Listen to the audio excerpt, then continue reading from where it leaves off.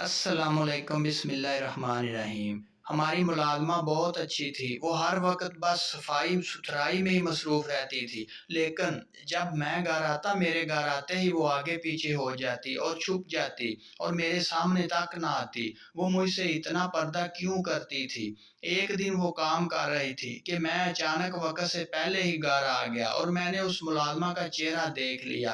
میرا رنگ پھک پڑ گیا، جیسے آسمان سر پر گر پڑا ہو، اور میں جلدی سے آگے بڑھا اور اس ملازمہ کو جیسے چھو کر اس کے ہونے کا یقین دلایا۔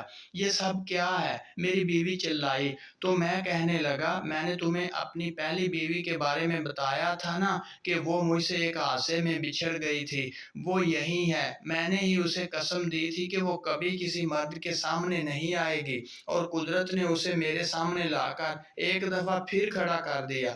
اب تمہیں اسے قبول کرنا ہوگا۔ یہ سب سن کر میری بیوی نے اسے قبول کرنے سے انکار کر دیا اور کہا، اس گھر میں یا میں رہوں گی یا پھر اسے رکھ لو۔